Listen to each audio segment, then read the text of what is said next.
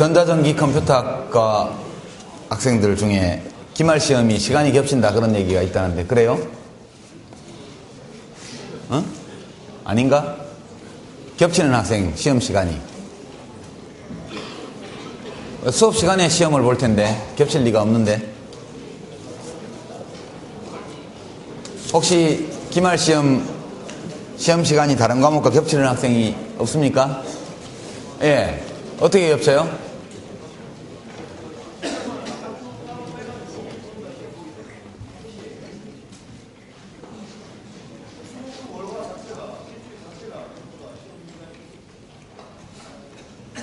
그럼 시험 시간이 강의 시간하고 상관없이 짜져요? 그러면 우리가 12월 12일인가요 시험이? 그날 오후 3시부터 시험 있나요? 다른 과목? 몇 시까지? 허허. 그러면 예, 그러면 학생들이 그런 학생들이 몇이나 되죠? 한번 손 들어보세요.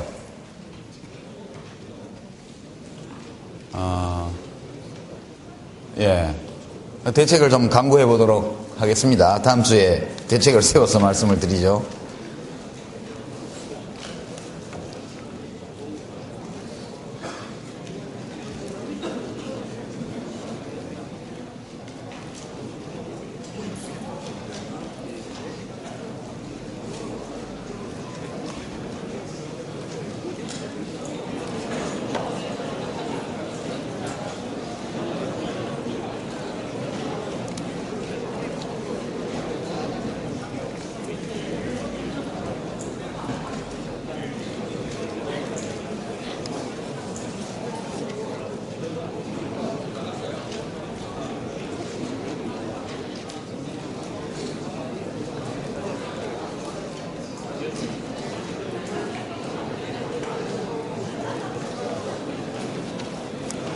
예, 지금 강의실이 춥나요? 난 몰랐네. 혼자 떠드느라고. 무슨 대책이 있나요, 우리 조교들? 대책 있어요? 전화하고 있어요? 예. 원래 공부를 할 때는 좀 추워도 참고 해야죠, 뭐. 예. 지금 전화를 해서 알아보고 있다니까 조금 기다려 주시기 바랍니다.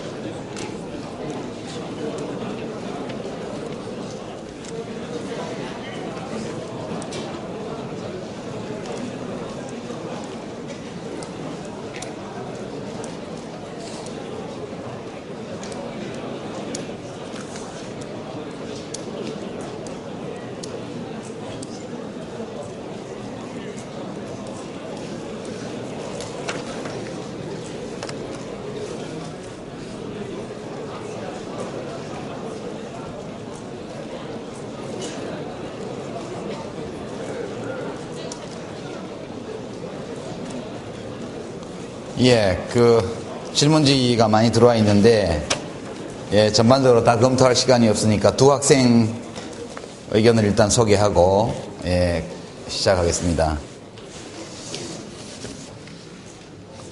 먼저, 생명공학부의 정현진 학생, 그리고 법학과의 이화형 학생, 두 학생 앞으로 나와서 질문을 좀 소개해 주시기 바랍니다. 강의하신 내용 중에서 다수투표제와 개선투표제를 비교하신 내용 중에서 교수님께서는 어느 것도 합리적이지 않다고 하셨습니다.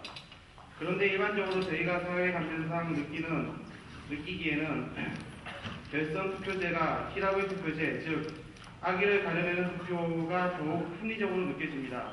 여기에 대해서 답해 주시고, 사견으로는 다수대표제와 중대선거구제에 있어서도 다수대표제는 사표가 발생한다는 난점이 있습니다. 제가 보기에는 개개인의 민의도 중요하다고 느껴지기 때문에 최대한 민의가 반영되는 방향으로 제도 개선이 이루어져야 한다고 생각하는데요. 그렇다면 1인을 당선시키는데 최대한 민의를 소중히 다루어 어려지는 민의가 없어야 하고 다수가 타당히 생각하는 방면으로 의사결정이 이루어져야 할 것 같습니다. 예. 수고하셨습니다. 예, 다음, 정영진 학생. 그 취지만 설명하면 이제 다 안 읽어도. 교수님께서 쓰신 경제학 카페를 읽어보았는데, 현재 선거법상으로는 여론조사를 하는 것을 허용을 해놓고 그 결과를 공개하는 것은 금지를 해놓았다고 합니다. 그 이유가 유권자의 전략적 투표행위를 막기 위한 것이라고 하는데, 후보자나 정당, 언론기관, 여론조사 기관에서는 선거 판세를 다 파악을 하면서도 그 결과를 왜 유권자들에게 알리지 않는 건지, 결국 정당 언론사에서 전략적 투표를 유도하게 돼서 유권자가 피해를 보는 건 아닌지에 대해서. 예, 수고하셨습니다. 추운데 박수라도 좀 치시죠. 두 학생 다 좋은 질문입니다. 그러니까 약간의 이제 이 언어라는 게 참 어떨 때는 힘든데요, 전달을 하기가. 합리적이지 않다는 뜻이 아닙니다. 어떤 규칙이든 합리적이지 않은 게 아니고 그 나름의 합리성을 가지고 있는데 다른 어떤 규칙에 비해서 그것에 대해서 다른 규칙을 압도하는, 그러니까 모든 경우에 합리적이라고 우리가 평가할 수 있는 그런 결과를 유도하는 규칙은 없다는 뜻입니다. 이것은 비합리적이라는 것과는 좀 다릅니다. 그죠? 이게 아주 착한 사람, 훌륭한 사람이 아니라고 해가지고 꼭 나쁜 사람인 거는 아니거든요. 뭐 괜찮은 사람도 있죠. 아주 훌륭하지는 않아도. 그런 것처럼 각각의 선거제도는 나름의 합리성을 갖고 있습니다. 그러나 그것이 완전 무결하게 어떤 경우에도 합리적 결과를 도출하지는 못한다. 그런 뜻이죠. 그러니까 제도 사이에는 약간의 우열이 있을 수 있습니다. 그것이 완벽히 어떤 제도가 합리적이라 할 수 없다 하더라도 어떤 제도가 다른 제도에 비해서 여러 가지 다양한 기준을 적용할 때 가장 문제가 적은 규칙들이 있죠. 예컨대 결선투표제 같은 것은 있는 게 낫죠. 그것은 뭐 결선투표제라는 것도 완벽하게 항상 합리적인 것은 아니지만 그것이 실질적으로 최종적으로 당선된 사람의 득표율을 과반수를 만들어주기 때문에 좀 더 확실하게 집단적 의사결정의 취지를 확인할 수 있는 제도이기 때문에 그게 결선투표가 있는 게 좋습니다. 우리는 왜 그것이 없었을까? 예, 그건 뭐 여러 가지 이유가 있겠지만 1987년 6월 항쟁 이후에 소위 6.29 선언으로 노태우 대표, 그 당시 민정당 대표가 대통령 직선제와 개헌 이걸 다 받아들인다, 정치범 석방한다 뭐 등등을 발표를 했죠. 6.29 선언.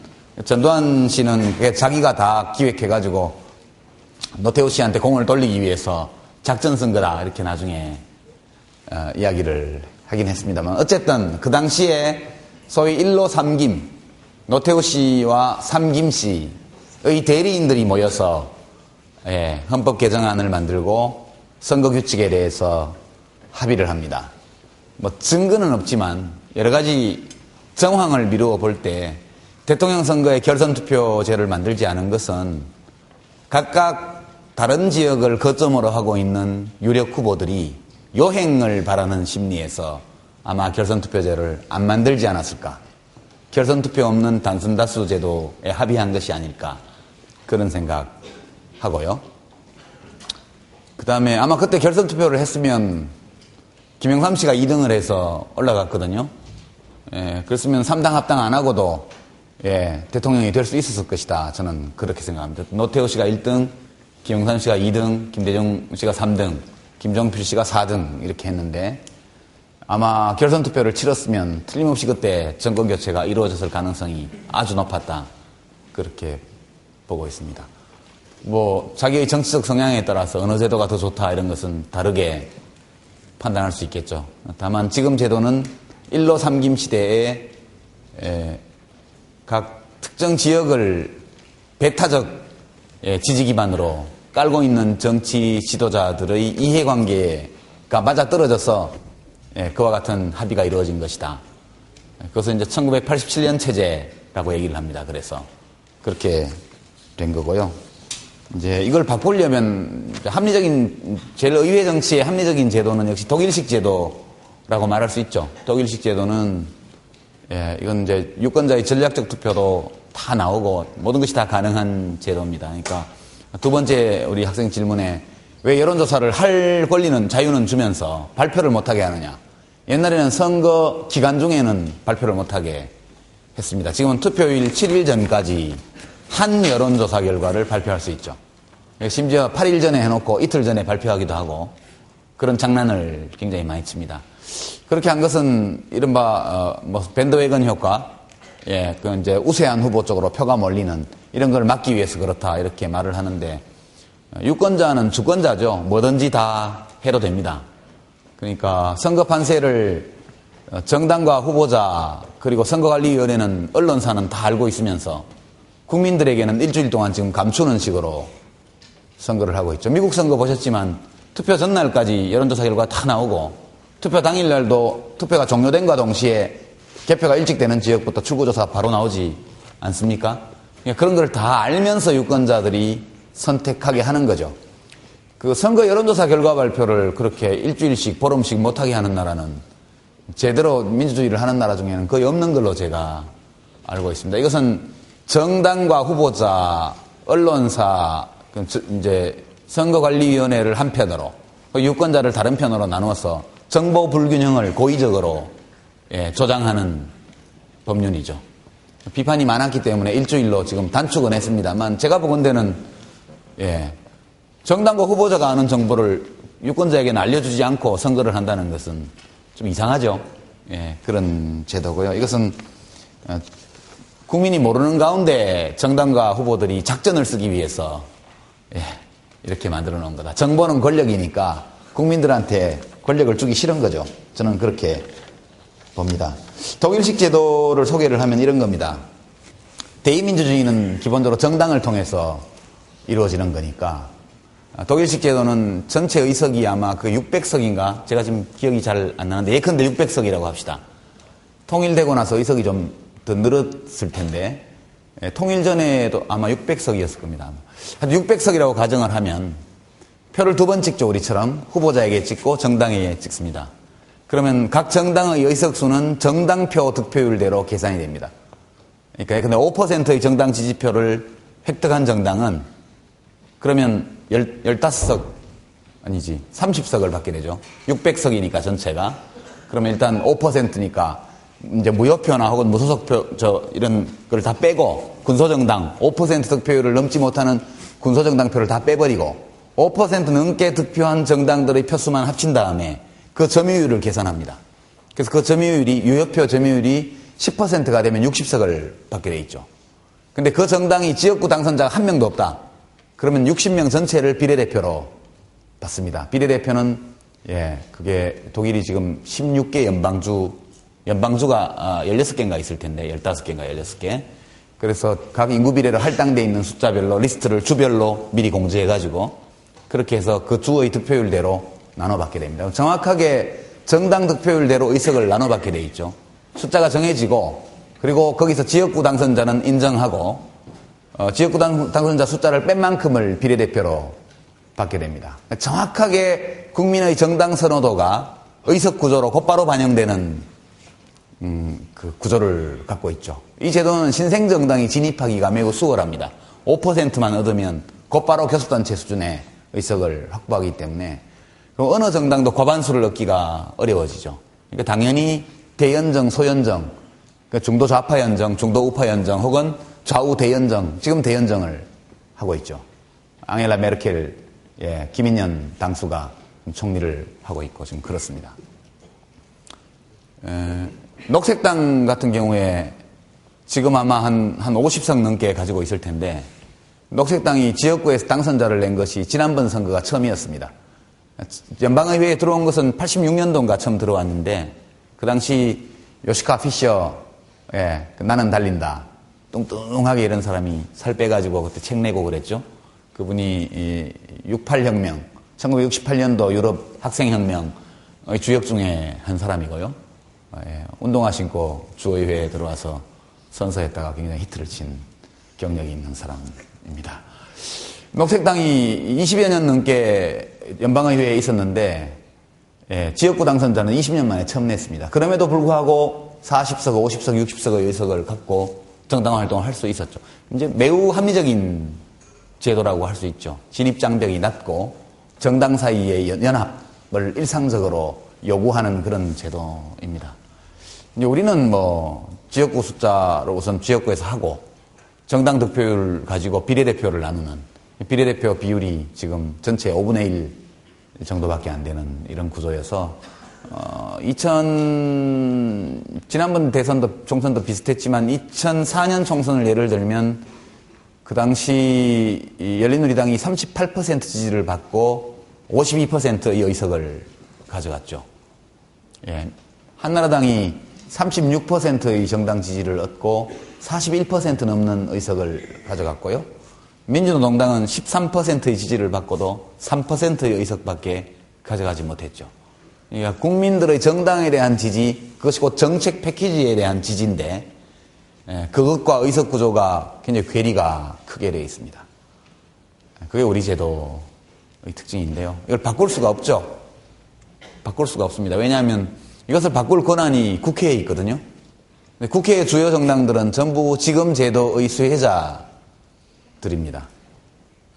그 스님 보고 자기 머리 자기 깎아라 하는 거하고 똑같죠. 기존의 거대 정당들, 주요 정당들이 전부 현행 제도의 수혜자들이기 때문에 어떤 경우에도 이 제도를 바꾸지 않을 것으로 저는 생각합니다. 굉장히 비극적이죠. 이 제도 아래에서는 현행 소선거구 제도 아래에서는 그 비례대표가 이렇게 적고 그리고 각 정당이 특정 지역을 배타적 기반으로 가지고 있는 이런 조건에서는 신생정당이 진입하는 것이 지극히 어렵습니다. 민주노동당 같은 경우에도 지난번에 13% 받았다가 이번에는 반토막이 났죠. 의석은 반토막도 더 낮고 그렇습니다. 그래서 한국 정치가 국민 만족도가 대단히 낮음에도 불구하고 이렇게 지속되는 이유는 제도라는 것은 일단 그 제도의 수혜자들이 의사결정권을 장악하고 나면 바꾸는 것이 거의 불가능하다. 그렇게 설명할 수 있겠습니다. 학생들 질문 중에 지역주의에 대한 걸 묻기도 하고 했는데요. 관계되는 얘기들을 좀 해보죠. 정당 정치가 제대로 기능을 하려면 정당 간의 경쟁이 있어야죠. 정당 간의 경쟁이 있어야 됩니다. 그러니까 공공재를 공급하는, 공급자를 결정하는 게 선거다. 그렇게 우리가 생각할 수 있습니다. 각 정당들은 서로 다른 공공재 패키지를 공약으로 내걸고, 어떤 정당은 보육 지원을 하겠다, 교육에 예산 많이 쓰겠다, 또 어떤 정당은 길 내고 비행장 닦고 하는데 돈 많이 쓰겠다, 또는 어떤 정당은 세금을 많이 걷어서 서비스를 많이 하겠다, 어떤 정당은 세금을 줄여주고 서비스도 줄이겠다. 이게 다 패키지거든요.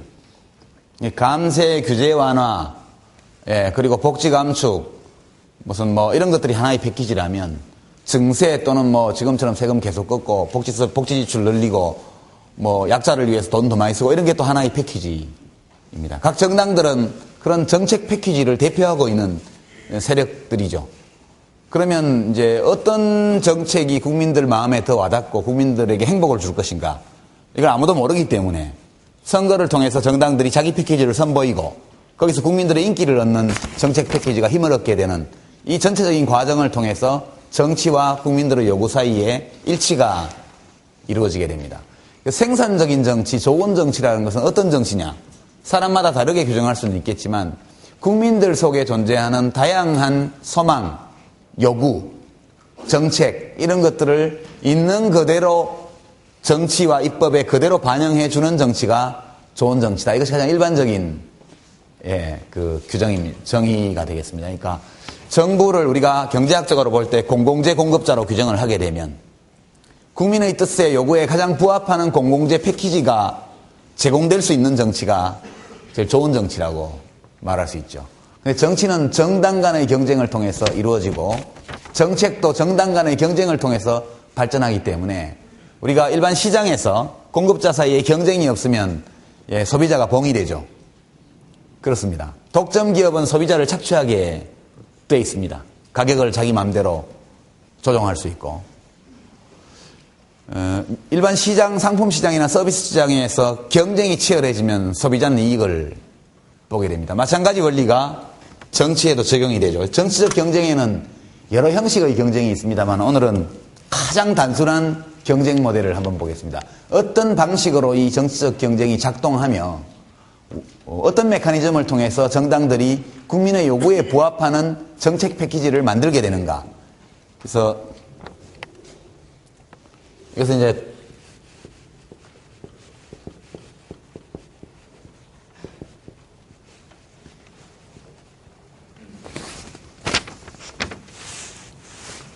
앞에 하나 더 붙이면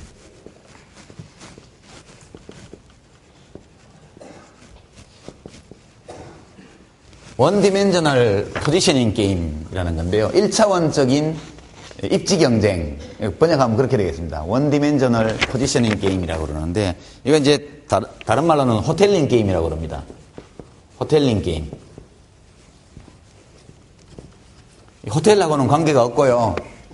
예, 호텔링이라는 학자가 만든 모델입니다. 그래서 호텔링 게임인데, 이제 이 학자 이름이 이렇다 보니까 호텔을 예를 드는 경우도 실제로 있습니다. 그러다 보니까 사람들이 호텔하고 연관해서 생각하는데 호텔하고는 관계가 없고요.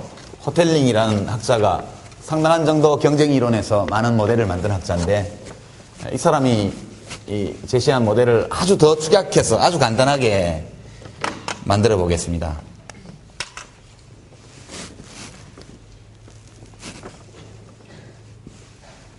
예.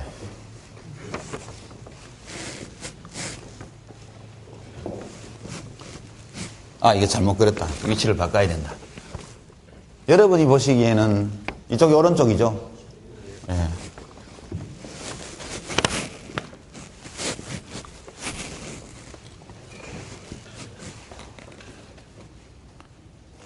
이 C는 이제 컨서버티브, 보수입니다. 보수. 이게 이쪽 골목길의 끝에 P, 프로그레시브, 진보입니다. 골목이 있어요. 마을길이. 길이 하나밖에 없습니다. 원디멘저널 한 겁니다. 그러니까. 여기에 호텔이 들어선다고 가정해보죠. 호텔이. 편의점이라고 해도 되고요. 식당이라고 해도 됩니다. 근데 이제 이 마을 주민들은 다른 거는 안 보고 이제 그 호텔이 자기 집에서 얼마나 가까운가 또는 편의점이라고 합시다. 편의점이 우리 집에서 얼마나 가까운가를 보고 어느 편의점에 갈 것인가를 이제 결정하게 된다고 가정을 합니다. 다른 요소는 없다. 편의점 주인하고 친하다든가 뭐 학교 후배라든가 이런 것 때문에 먼데 일부러 간다 이런 거 없다는 거죠. 오로지 자기의 편리함을 기준으로 그 편의점 사이에 무슨 품질 차이도 별로 없다 이렇게 일단 가정을 합니다. 그럼 제일 가까운 편의점에 가게 되겠죠? 누구나 다. 그러니까 이 거리에 편의점이 없었습니다. 처음에 없어요. 24시간 편의점이. 그러니까 누군가가 이 마을에 편의점을 하나 만들면 좋겠다. 어디다가 만들까요? 에? 중간에 착한 학생이네. 다른 답. 우리 집 앞에. 그것도 일리가 있는 대답이네. 어디 만들까요? 예, anywhere. 아무 곳에나. 아무 곳에 만들어도 상관이 없어요. 독점이니까. 편의점이 하나밖에 없기 때문에 편의점에 갈 사람은 거기밖에 갈 수가 없습니다. 그죠? 아무데나 편의점을 만들어도 결과는 같아요. 그렇지만 그냥 임의의 점을 하나 찍어서 여기다가 편의점을 1호점이에요. 1호점. 편의점을 세웠습니다. 그냥 여기가 자기 집이 여기 있어서 여기 세웠다고 하죠. 자기 집이 있어서 아까 말한 것처럼 출퇴근이 좋으니까. 또는 거기 빈터가 있어서 또는 마침 거기 가게가 하나 임대가 나와 있어서 거기 얻었어요. 온 마을 사람들이 편의점을 갈 땐 다 저기 갈 수밖에 없죠. 그래서 이 사람이 돈을 좀 벌었어요. 서비스도 좀 불친절하고. 왜냐하면 자기 집밖에 갈 데가 없으니까 손님이 좀 벅벅대면 틱틱거리기도 하고, 예, 유통기한 지난 것도 좀 갖다 놓고, 뭐 이렇게 하는 거죠. 돈을 좀 벌어서 소문이 났어요. 누군가가 보더니, 편의점에서 돈 벌었네? 가보면 손님도 많고, 나도 편의점을 내야지. 그래서 새로운 뉴커머가 옵니다. 원래 초과 이윤이 있는 곳에는 경쟁자가 나타나기 마련이거든요. 그래서 어떤 사람이 2호 편의점, 두 번째 편의점을 내려고 합니다. 어디 내면 좋을까요? 이때부터 이게 문제가 됩니다. 예. 여러분 다 알겠죠? 여기? 어디? 여기? 바로 옆에. 예, 좋습니다. 여기 2호점을 냅니다. 그러면 여기가 3분의 1 지점이라고 그러면 그럼 시장 점유율이 예, 우리가 가정한 대로 가장 가까운 편의점을 간다. 그렇게 가정하면 금방 예, 시장의 3분의 1을 2번 편의점이 잡아먹게 되죠. 그렇죠? 1번은 갑자기 마켓쉐어가 3분의 1로 팍 줄어듭니다. 둘 사이에 경쟁이 시작되겠죠. 이제는 사람들이 단순히 거리만을 따지지 않고 예, 종업원 인사를 잘하는지 물건이 신선한지 그죠? 멜라민 등급은 없는지 이런 것들은 이제 검토하면서 보다 좋은 서비스를 하기 위한 다양한 시도가 이루어질 겁니다. 경쟁이 시작되는 거죠. 근데 사실 2번은 답이 아닐지 몰라요. 경우에 따라서. 두 번째 편의점을 내는 사람이 저 바로 붙여서 내는 것은 단기적으로 보면 이윤을 극대화하는 길이지만 그렇지 않을 수도 있겠죠. 왜냐하면 이 마을에 인구수가 상당히 많아가지고 편의점 2개로도 부족하다. 2개의 편의점 모두가 다른 곳에 투자하는 것보다 높은 이윤을 올리고 있다. 이렇게 되면 새로운 뉴커머가 또 오겠죠. 그럼 그 친구는 어디다 할까요? 여기 3번에 하게 되겠죠, 당연히. 그러면 2번은 바로 문 닫아야죠. 그 2번 입장에서 보면 이런 상황을 예측 못했다면 바보죠. 더 이상의 편의점이 들어설 수 없을 것이다. 이렇게 판단한다면 여기다 해야 되겠지만 또 다른 뉴커머가 올 수 있다고 가정을 한다면 2번 자리에 하는 것은 매우 어리석은 판단이 될 겁니다. 그러면 이 점을 우리가 사람은 사유하는 동물이니까 지성을 가진 존재니까 예측한다고 가정해보죠.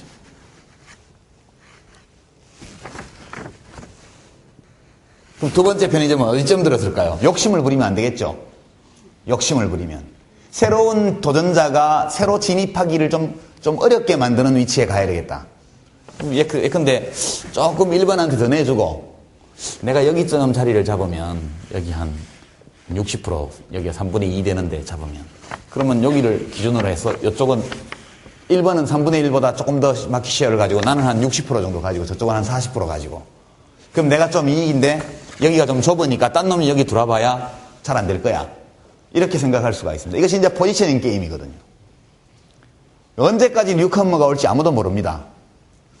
이제 그렇게 되니까 계속해서 사람들은 기존의 시장이 얼마나 큰가, 기존 공급자가 얼마만큼을 누리고 있느냐, 내가 여기 들어갔을 때 시장을 분할하게 되면 새로운 도전자가 들어올 가능성이 있나 없나 이런 것들을 면밀하게 따지게 돼 있습니다. 근데 계속 항구적으로 뉴커머가 안 들어와요. 그게 확신이 있다고 싶다. 확신이 있다고.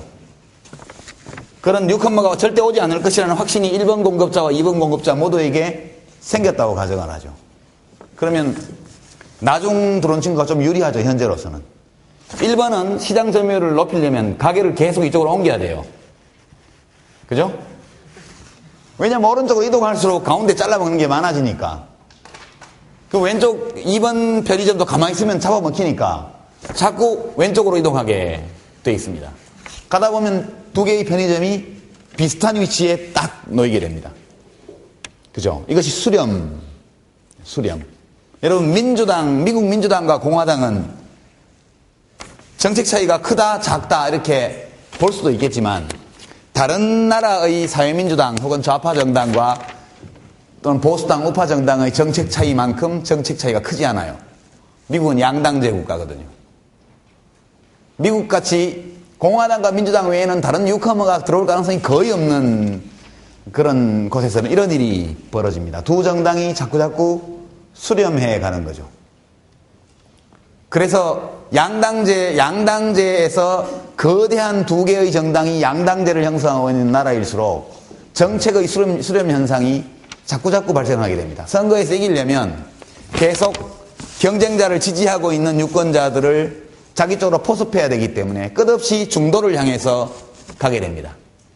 그래서 정당 사이에 정책 차이가 갈수록 줄어드는 이런 수렴 현상을 보이게 돼 있죠. 이 포지셔닝 게임 또는 호텔링 모델이라는 것은 거대 정당들의 정책이 왜 서로 수렴하는가, 이것을 설명하는 유력한 가설입니다. 여러분, 세탁기 시장을 보면 두드려 빠는 세탁기, 돌려 빠는 세탁기, 거품을 만드는 방울 세탁기, 요즘 드럼 세탁기, 그다음에 뜨거운 물을 해서 삶는 세탁기, 온갖 게 다 나오죠. 어느 회사에서 새로운 기능을 추가하게 되면 다른 회사들이 금방 그것을 모방합니다. 국민에게 인기 있는 정책은 경쟁당이 내놓으면 약간의 수정을 가해서 이미테이션을 하죠. 그런 방식으로 정당들은 수렴하게 돼 있습니다. 우리나라 이런 게 호텔링 게임인데요. 만약 두 정당이 이제 정당으로 바꿉니다. 편의점에서. 자, 이제 어떻게 바꾸냐면 이 원 디멘셔널 모델을 해석을 이렇게 합니다. 제일 진보적인 유권자부터. 그죠? 진보적인 유권자는 예컨대 큰 정부, 높은 세금, 다양하고 품질 좋은 공적 서비스, 이런 패키지를 원하는 유권자일 수도, 또는 국유화, 생산 수단의 국유화, 그죠? 뭐든지 국가가 공급하는 거, 이럴 수도 있습니다. 더 극단적으로는. 맨 오른쪽에는 컨서버티브, 보수 유권자가 있습니다. 작은 정부, 큰 시장, 감세, 규제 완화, 이런 것들을 패키지로 하는 정책을 선호하는 유권자가 맨 오른쪽에 있어요. 그러니까 대한민국의 모든 유권자를 가장 진보적인 사람부터 가장 보수적인 사람까지 차례차례 스펙트럼별로 일렬로 세운다고 가정을 해보는 거죠. 그리고 가까운 거리에 있는 편의점에 가는 것처럼 자기의 정책적 지향과 가장 유사한 정책 패키지를 내놓는 정당에 내 표를 준다. 이렇게 가정하는 겁니다. 그러면 꼭 같은 상황이죠. 만약 정당이 두 개밖에 없다면 끊임없이 두 정당 등 좌파 정당과 우파 정당은 중도로 수렴하게 되어 있습니다. 때로 요동치기도 하겠지만 지도자의 성격에 따라서 부시 대통령 같은 사람이 되면 공화당이 좀 더 우쪽으로 가죠. 맥케인 같은 사람이 됐다면 좀 더 중도로 가겠죠. 오바마 같은 경우 미국 민주당은 좀 더 왼쪽으로 가겠죠. 그러나 힐러리가 됐다면 그보다는 좀 더 중도로 왔을 겁니다. 이렇게 지도자의 개인적인 카리스마나 특성에 따라서 다소간의 편차는 있지만 기본적으로 수렴한다고 봐야 합니다. 근데 이제 이것이 백지 위에서 포지셔닝을 해서 정당을 만든 것이 아니고 정당들은 그냥 발생했거든요. 어떤 이유에 의해서건, 그게 특정 지도자를 중심으로 뭉쳤던, 특정 지역을 중심으로 뭉쳤던, 특정한 사상적인 혹은 이론적인 지향성을 중심으로 뭉쳤던, 어쨌든 정당들은 이러저러한 과정을 거쳐서 포지셔닝을 해버렸습니다. 우리나라에서는. 우리나라 정당 지형을 한번 볼까요? 우리나라 정당 지형은 이렇습니다. 제가 보건대는 제일 오른쪽에 여기 자유선진당이 있습니다. 이게 이제 울트라 라이트에 해당하는 정당입니다. 지금 북한에 삐라 뿌리는 것 때문에 남북관계가 냉동실에 들어갔는데 어제도 뿌렸죠? 김포에 가서. 근데 그거에 대해서 표현의 자유를 억압한다. 정부가 그걸 못하게 하는 거에 대해서 이렇게 얘기를 합니다. 자유선진당은 국가보안법을 끝까지 지키자고 하는 정당이잖아요. 자국 국민에 대해서는 어떤 표현의 자유도 인정하지 않으려고 노력하면서 북한 주민에 대해서는 모든 표현의 자유를 인정하려는 이 이중성을 어떻게 이해해야 될지 모르겠지만 여하튼 울트라 라이트는 자유선진당입니다. 북진 통일론 거의 그런 노선을 갖고 있죠. 그럼 여기 이제 한나라당이 있습니다. 여기 친박연대. 이거 아직도 있죠? 한나라당 친박연대. 이제 친박연대는 박근혜 대표의 별동대 비슷한 거죠. 지금 그렇게 같은 정당입니다. 여기 이제 민주노동당과 진보신당이 있습니다. 이 점유율이 합쳐서 10% 미만. 그렇죠? 10% 미만.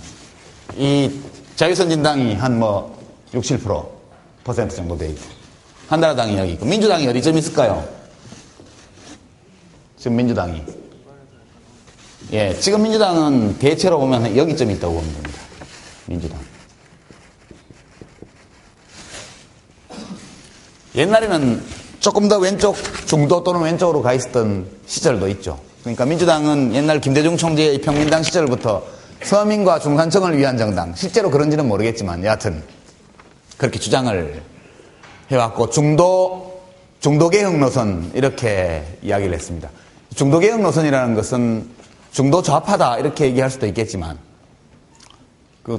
저 개혁을 좌로 본다면 중도개혁이라고 할 때 대개 이것은 중도 우파적인 내용을 담고 있습니다. 약간 중간에서 오른쪽으로 와 있습니다. 이것은 국회의원들 개개인의 성향 분석 이런 데이터를 봐도 역시 중도 우파적인 성격을 갖고 있습니다. 이렇게 되어 있죠. 이 가운데 굉장히 큰 공백이 있습니다. 민노당과 진보신당이 여기를 먹어 들어오지를 못해요. 그죠? 만약 민노당과 진보신당이 여기를 먹어 들어올 가능성이 크다면 민주당이 왼쪽으로 이동할 겁니다. 조금 더 좌파적으로, 좀 더 진보적으로. 노무현 대통령 개인은 여기쯤 와 있었죠. 노무현 대통령 자신은. 열린우리당은 과거에 여기쯤 있었고요. 노무현 대통령 자신은 한 여기쯤 있었다고 저는 봅니다. 그러니까 이 포지션이 다르기 때문에 옛날 열린우리당과 노무현 대통령 사이에, 청와대 사이에서 늘 갈등이 있었죠. 그러다가 이제 결국 결별하고 민주당은 오른쪽으로 확 이동을, 지금 큰 공백이 있습니다. 참 안타깝죠. 이제 왜 이것이 유지되는지에 대해서는 좀 이따 다시 말씀을 드리겠지만, 왜 민노당과 진보신당이 중도 쪽으로 먹어 들어오지 못할까? 저렇게 넓은 공백이, 정치적 공간이 있는데, 왜 이 골목길의 맨 왼쪽에 편의점을 내놓고, 우리 편의점은 다르다 그런 얘기만 하고 있을까? 사람들은 다른 걸 원하는 게 아니고 편리한 편의점을 원하거든요. 그러니까 이 민노당과 진보신당은 보면 서비스 정신이 좀 부족해요. 예, 자기 제품이 좋다는 그 자부심, 이런 것은 굉장히 드높고 실제 양심적으로 장사를 해요. 양심적으로 깨끗하게, 부정한 첨가물도 별로 넣지 않고, 과도한 이윤 추구욕에 물들어가지고 돈 되는 거면 아무나 갖다 놓는 그런 양심불량의 이 비즈니스도 안 하고 굉장히 깨끗하게, 순진하게, 순결하게 잘 해나갑니다. 근데 물건이 안 나가요. 아주 소수의 단골 손님들만 유기농 식품, 저농약 농산물, 이런 거 찾는 분들, 그리고 커피도 착한 커피, 이런 거, 공정무역 커피, 이런 거 찾는 분들만 오는 거예요. 그러니까 시장 점유율이 매우 적죠. 이 이야기는 정책 패키지 속에다가 저 중간 쪽에 있는 유권자들이 반길 만한 것들을 넣어주라는 거죠. 넣어주고, 그 다음에 지금까지는 저 구석에 처박혀 있어가지고 별반 가고 싶은 마음이 없었는데, 가게 앞에다가 다량 입파, 최신 무슨 제품 입파, 머리 좋아지는 우유, 이런 거 해서 걸어놨는데 좀 솔깃하다. 그래서 한번 가보니까 맛도 괜찮고 값도 저렴하고 좋다 이러면 단골이 자꾸 많이 생기는 거죠. 지금은 단골 손님만 오는 편의점 비슷하게 돼 있습니다. 그래서 좀 더 오른쪽으로, 중도 쪽으로 나와줬으면 좋겠는데 안 나오고 있는 거죠, 지금. 그리고 안 나오리라는 것을 너무나 잘 알고 있어요, 민주당이. 저쪽이 가운데로 이동하리라는 것을 예측한다면 자기도 왼쪽으로 이동할 텐데, 저 왼쪽 공백이 넓음에도 불구하고 저 진보정당이 가운데로 오지 않을 거라는 확신이 있기 때문에 자기는 자꾸 오른쪽으로 가는 겁니다, 민주당이.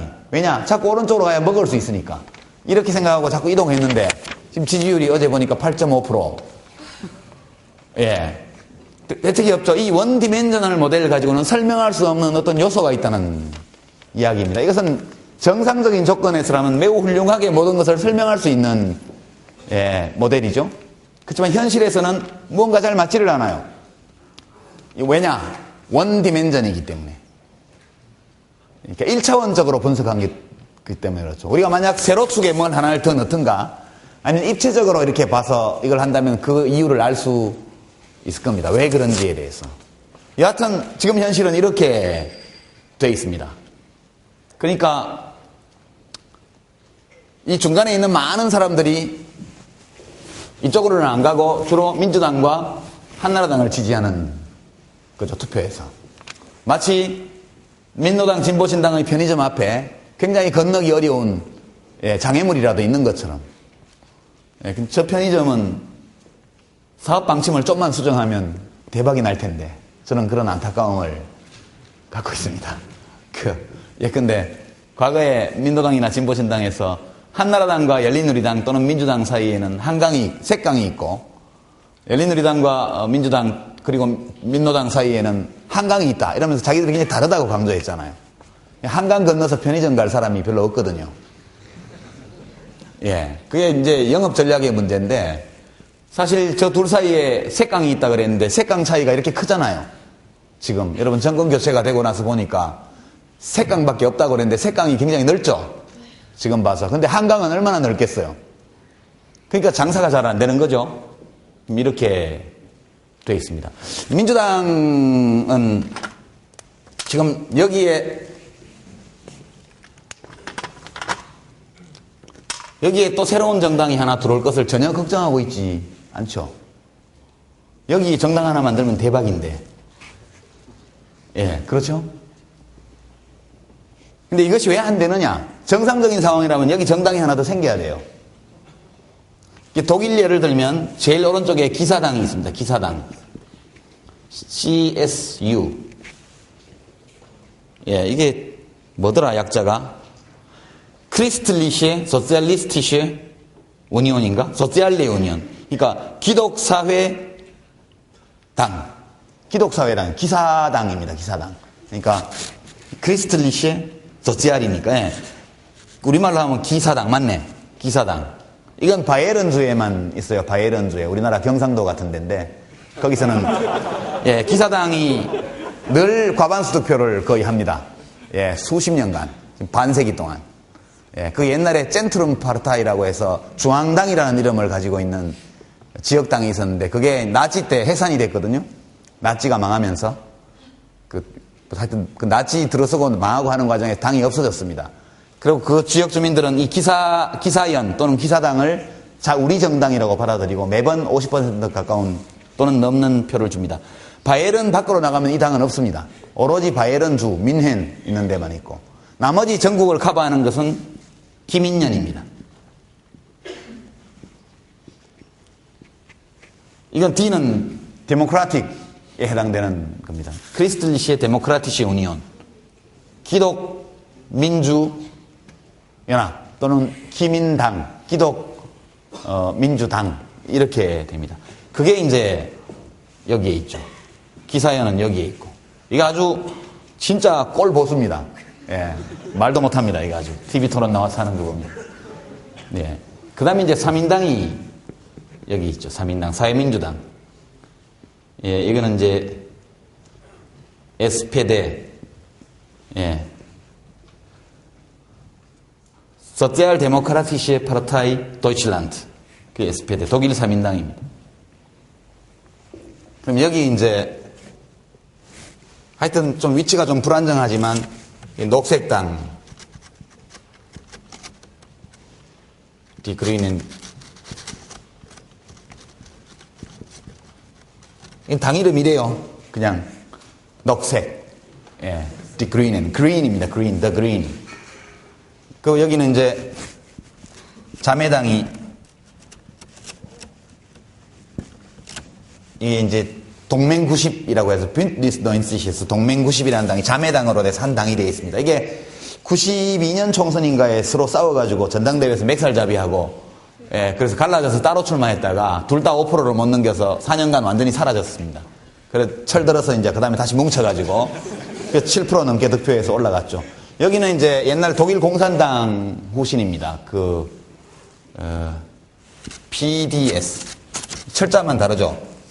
PDS는 하여튼 이게 뭐 약자인지 모르겠어요. 하여튼 옛날 동독에 있던 공산당, 그 후신인 당입니다. 이게 이제 아주 좌파 꼴통에 해당하는 그런 정당이 되겠습니다. 이렇게 돼 있거든요. 그러니까 과반수를 못하니까 이 녹색당이 밀고 들어와서 3인당을 무지무지하게 많이 잠식했어요. 대도시 지역에서. 대학가, 예, 중산층 주거지 이런 데 녹색당이 주로 3인당을 많이 잡아먹었어요. 그러니까 이렇게 둘이서 연정을 하든가. 이것이 이제, 예, 좌파 정록 연정이라는 겁니다. 정록. 빨간색, SPD는 빨간색, 정록 연정.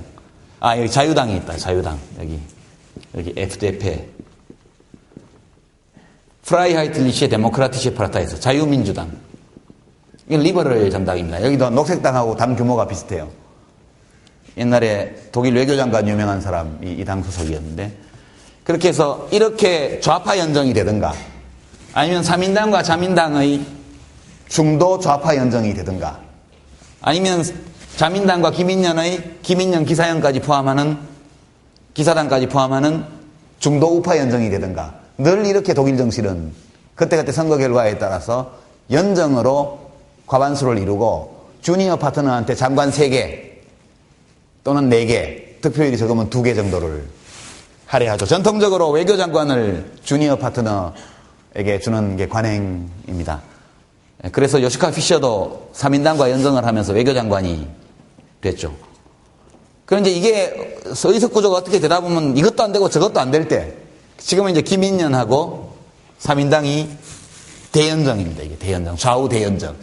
이런 식으로 진입장벽이 굉장히 낮은 선거제도를 갖고 있기 때문에 늘 지나치게 어느 정당이 오른쪽이라 왼쪽으로 경도되게 되면 그 공백을 파고들고 새로운 정당이 나타나게 돼 있습니다.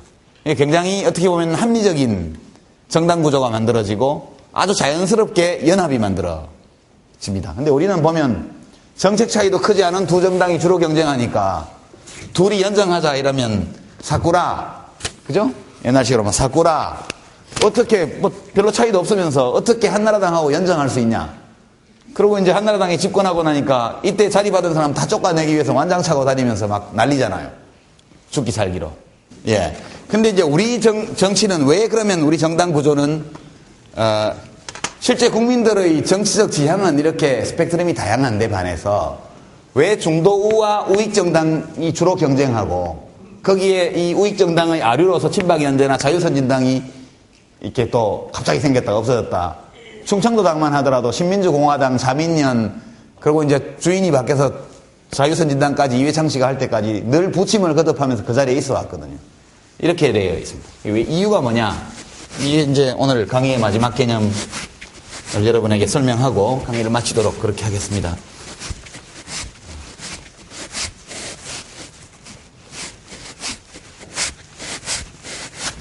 이 개념은 유권자 이동성이라는 개념, 이동성. 그러니까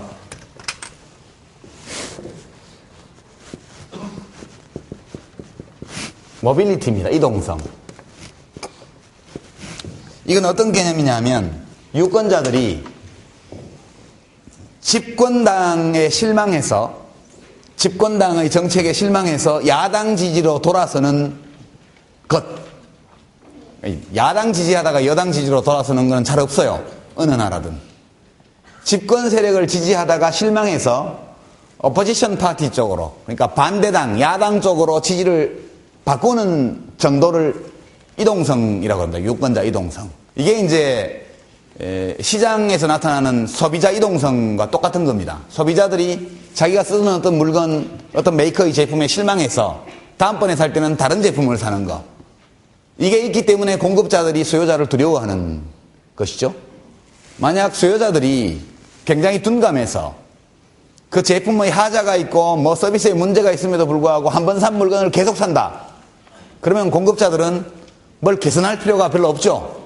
그냥 이지고잉 하는 겁니다. 그냥 가는 거죠. 그냥 되는 대로 만들어서 팔면 다 팔리니까. 그러나 소비자들이 A 회사에서 B 회사로 빨리 이동하기 때문에 그 이동이 굉장히 이동성이 높기 때문에 늘 고객들을 잘 관리하기 위해서 공급자들은 품질 관리를 하고 품질 혁신을 하고 새로운 아이디어를 접목시키고 신상품을 만들어내고 그리고 고충 소비자 불만 처리 센터를 만들고 콜센터 만들고 그죠? AS 잘해주고 이런 노력들을 하게 됩니다. 근데 우리 정당들은 그런 게 없죠. 그죠? 그런 게 잘 없어요. 왜 없을까? 서비스 안 해도 계속 찍어주거든. 한국 유권자들은 모빌리티가 대단히 낮습니다. 이 모빌리티가 너무 높으면 무슨 문제가 발생을 하느냐. 높은 게 꼭 좋은 건 아니에요. 지나치게 높으면 한 정당이 한 선거에서 죽었다 살았다 합니다. 의석 150석을 갖고 있던 정당이 유권자들이 실망해서 다 돌아서 버리면 그 다음에 의석이 한 개도 없어지죠. 극단적인 이제 모빌리티가 있을 때 이렇게 됩니다. 그것은 정당 발전에 별로 좋지 않아요. 그렇게 되면 정당들이 죽기 살기로 인기 영합 정책을 추구하면서 안 죽으려고 모든 정당들이 다 비슷비슷해져 버립니다. 그래서 너무 치열한 경쟁은 제품 공급자 사이에 수렴을 가져와요. 별로 좋지 않습니다. 이동성이 너무 낮으면 공급자들은 혁신의 필요성을 느끼지 않아요. 그냥 하던 대로 하면 되니까. 아무렇게나 만들어도 늘 사주니까. 적정한 정도의 유권자 모빌리티가 정당 발전을 위해서 매우 필요합니다. 정치 발전을 위해서. 근데 우리 경우도 모빌리티가 꽤 있긴 있어요. 하지만 그것이 굉장히 왜곡된 형식으로 나타나 있죠. 대구 같으면 이명박 대통령에 실망하면 박근혜 대표한테로 돌아서잖아요. 이것은 모빌리티가 아니죠. 예. 같은 회사 제품인데, 예, 줄푸세, 747 다 똑같은 거잖아요. 같은 회사에서 나온 다른 브랜드에 불과해요. 제가 보기에는. 예컨대, 시공사라는 출판사에서 비룡소라는 브랜드를 만들었잖아요. 그 어린이책 전문으로 내는. 그러니까 지금 큰 출판사들은 어른책, 어린이책 또는 소설책, 비소설 이런 것들을 전문화시킨 브랜드를 만들어냅니다. 그러니까 그런 브랜드의 차이에, 이렇게 제품명의 차이에 불과한 것이지 같은 메이커, 같은 공급자가 내는 거죠. 왜? 왜 딴 데로 가지 않을까? 그래서 한나라당이 영남을 지역적 기반으로 하고 있고 유권자들이 연대감을 강하게 느끼고 있기 때문에 어지간히 잘못해도 계속 찍어주는 거, 사주는 거죠. 왜냐하면 우리 회사, 내 회사라는 느낌을 갖고 있기 때문에.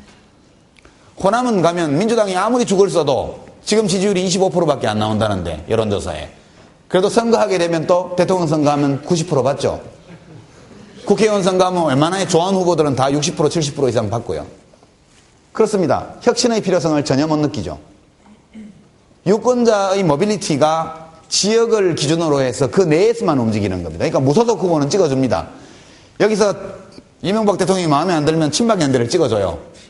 그래서 북구 같은 데서 달서구 이런 데 왕창 되잖아요. 호남에서도 친민주당 무소속 후보를 찍어줍니다. 민주당이 마음에 안 들면. 절대 한나라당은 안 찍어줘요. 한나라당 싫으면 민주노동당이라도 찍어주지. 그것도 안 찍어준다고요. 민주당 후보 아니면 친민주당 성향의 무소속 후보. 예, 민주당에서 공천 못 받아서 제가 당선되면 민주당 입당하겠습니다. 이렇게 말하는 후보. 그렇죠. 이 지역주의 혹은 지역구도 또는 지역정서라는 것이 유권자의 모빌리티를 크게 제약하는 요소로 지금 작용하고 있기 때문에 정상적인 이 국민들의 정치적 스펙트럼에 따른 정당 지형이 형성이 안 되는 거죠. 그래서 국민들이 가지고 있는 요구와 소망이 국회 의석 구조라든가 정책 패키지의 그 균형에 거의 영향을 미치지 못하고 국민과 정치가 따로 놀고 있기 때문에 정치적 불만족도가 굉장히 높은 겁니다. 그러니까 이제 비유를 하면 이런 거죠. 예컨대 모 전자회사의 텔레비전, 냉장고 이걸 무조건 사줘요. 계속. 제품에 하자가 있어도 사주고 계속 사줍니다. 그러니까 누가 돈 뿌려서 잡혀가서 구속되면 또 그 당에서 추천한 후보 또 찍어주고 그렇게 한 거 아닙니까? 그러니까 공급자 입장에서 보게 되면 어떤 혁신도 할 필요가 없어지고 오로지 이 동네에서는 우리 회사는 여러분 겁니다. 이것만 계속 강조하면 불량품을 계속 양산해도 그 회사 제품을 사주는 전자제품 시장과 비슷한 이런 구조를 우리가 가지고 있는 거죠. 그러니까 아까 호텔링 모델에서 우리가 봤던 정치적 성향, 요구의 스펙트럼 차이에 따르는 정당의 부침, 새로운 정당의 등장, 기존 정당의 퇴출, 그다음에 거대 정당의 몰락 또는 작은 정당의 성장 이런 것들이 순조롭게 이루어질 수가 없는 구조를 가지고 있는 것이죠. 그래서 이게 저로서는 이렇게 관찰해 볼 때 무척 안타까운 일이기는 하지만 한번 이런 정서나 이런 구조가 형성되면 좀처럼 바뀌기가 어렵습니다. 예, 우리가 1987년도에 단순 다수결에 의한 대통령 선거제도, 예, 결선 투표가 없는 제도, 그리고 결선 투표가 없는 소선거구 제도, 아주 적은 소위 비례대표, 그리고 지역으로 분할되어 있는 정치시장, 이것이 87년도에 한번 형성되고 나니까 이제는 정치 구조가 변할 수가 없는 것이죠. 예. 기존의 이 모든 권력 집단은 그 구조를 기반으로 해서 권력을 장악했기 때문에 절대로 그것을 허물지 않습니다. 그래서 전체적으로 보면 오늘 우리가 살펴봤지만 집단적 의사결정은 이론적으로 볼 때 어떤 제도도 완벽히 합리적인 제도는 없다. 그죠? 그것이 오늘 우리가 함께 공부한 내용입니다. 그렇기 때문에 우리가 가지고 있는 제도가 꼭 다른 나라의 제도보다 나쁘다고 말할 수는 없다. 어떤 제도 사이에 약간의 합리성의 차이는 있겠지만, 정도 차이는 있겠지만, 근본적으로 우리 제도는 나쁜 제도고 다른 나라 제도는 좋은 제도다. 이렇게 말하기는 어렵다는 것이죠. 우리 제도도 나름의 합리성을 가지고 있기 때문에 이 절차를 통해서 이루어진 집단적 의사결정의 결과에 대해서는 다수의 지배를 반드시 승인해야만 한다. 그 동시에 이것이 완벽히 합리적인 제도가 아니기 때문에 다수파로서 권력을 위임받은 자들은 소수파에 대해서 존중하는 자세를 가지고 국가기구를 운영하는 것이 합당하다. 예, 그리고 그렇게 완벽히 합리적인 제도가 없는 그런 사례들을 우리가 부분적으로지만 이론적으로 이렇게 검토를 해봤고요. 우리의 정치 지형이, 우리나라의 정당 지형이 그와 같은 어떤 이론에 비춰볼 때 왜 상당히 불합리할 정도로 이렇게 고착되어 있느냐. 이것은 우리 유권자의 모빌리티라는 것이 지역적으로 제한되어 있기 때문에, 예, 진정 정책 패키지에 따른 대안을 발견하기보다는 계속 구매하던 회사의 제품을 계속 구매하는 이런 양상으로 가 있기 때문에 사실 공급자들이 어떤 혁신도 하지 않는다. 계속 돈 받고 공천하고, 예, 돈 주고 공천받은 사람 돈 뿌리다가 잡혀가고, 그렇죠? 그 일들이 반복되고, 그렇게 해서 당선 무효가 된 지역에 다시 그 정당이 공천하면 다시 당선되고, 이런 일들이 계속 반복되고 있고, 여기에다가 제도적인 허점뿐만 아니라 정치 정당을 실제 하고 있는 분들이 좀 더 합리적으로 국민들의 요구에 부합하는 정책 패키지를 발견하고 거기에 맞는 어떤 정당 운영을 하고 이렇게 하다 보면 좀 나아질 텐데, 그나마 현 제도의 수혜자라고 할 수 있는 쪽은 안 움직이기 때문에 현 제도에서 불리하게 처우받고 있는 진보 정당들이, 예, 이 조건을 바꿀 수 없기 때문에 조금 더 합리적인 자세로 다수 국민의 지지를 얻는 쪽으로, 예, 노력해서 좀이라도 정상화시키고 이렇게 한다면 우리가 일상에서 누리는 공공재의 공급이 지금 우리가 보는 것처럼 유모차 엄마들 잡아가고 예비군 입은 사람들 데려가고, 뭐 인터넷에 뭐 무슨 모욕죄 만들어서 족쇄 채우고 이런 식의 공공재가 공급되지는 않을 거다. 예, 저는 그런 뜻에서 오늘 이런 분석을 해봤습니다. 여러분들 늦은 시간까지 수고하셨고요. 다음 주는 예고한 대로 우리가 경제학이라는 경제 이론의 바다를 다 헤엄칠 수는 없지만 그 해변가에 가서 짠맛을 조금 보는 정도의 소비자 행동 이론에 대한, 예, 그런 이론적 고찰을 한번 하도록 그렇게 하겠습니다. 수고하셨습니다.